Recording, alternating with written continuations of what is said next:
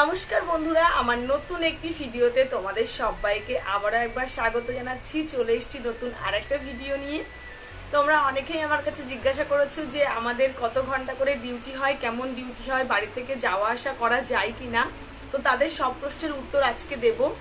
যেহেতু আমি কলকাতা পুলিশের কনস্টেবলে আছি, তো ওই জন্য বলছি যাদের কলকাতার আশেপাশে বাড়ি তারাই কিন্তু একমাত্র কলকাতা থেকে যাতায়াত করতে পারবে। যাদের বাড়ি একটু দূরে তারা কিন্তু ডেইলি যাতায়াত করে ডিউটি করতে পারবে না।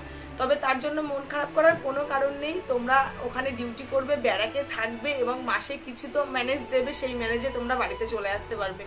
সেই ম্যানেজটা তোমরা সপ্তাহে নিতে পারো, 15 দিন পর পর নিতে পারো, বা তোমরা মাসের শেষে একবারে ম্যানেজ নিয়ে বাড়ি চলে যেতে পারো।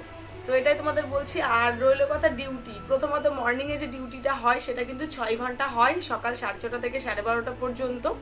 আফটারনুন ডিউটিটা 12:30 থেকে রাত 8:30 অবধি। আর নাইট ডিউটিটা অনেক জায়গায় 10টা থেকে সকাল 6টা অবধি হয়, কিন্তু আবার অনেক জায়গায় রাত 8:30 থেকে সকাল 6:30 অবধি হয়।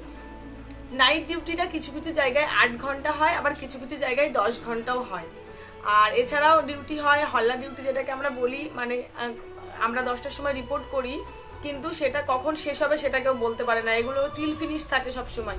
যখনই কোনো প্রোগ্রাম থাকে, বিশাল বড় অ্যারেঞ্জমেন্ট থাকে কলকাতায়, তখন আমাদের সেই ডিউটিটা 14 ঘন্টার ডিউটিও কিন্তু হয়। যেমন বেশ কিছুদিন আগে আমার কিন্তু 14 ঘন্টার ডিউটি ছিল। সকাল 5:30টায় রিপোর্ট করেছি, রিপোর্ট করার পর সেই রাত 8:30টার সময় আমরা বেড়াতে গেছি। সেখানে গিয়ে তারপর আমরা রেস্ট করার টাইম পেয়েছি। এমন ডিউটিও কিন্তু আমাদের হয়। তো আর যদি কোনো কিছু ডিউটি সম্পর্কে জানার থাকে তো তোমরা অবশ্যই কমেন্ট করবে, তোমাদেরকে জানিয়ে দেবো। এখনকার মতো ভিডিওটি এখানেই শেষ করছি।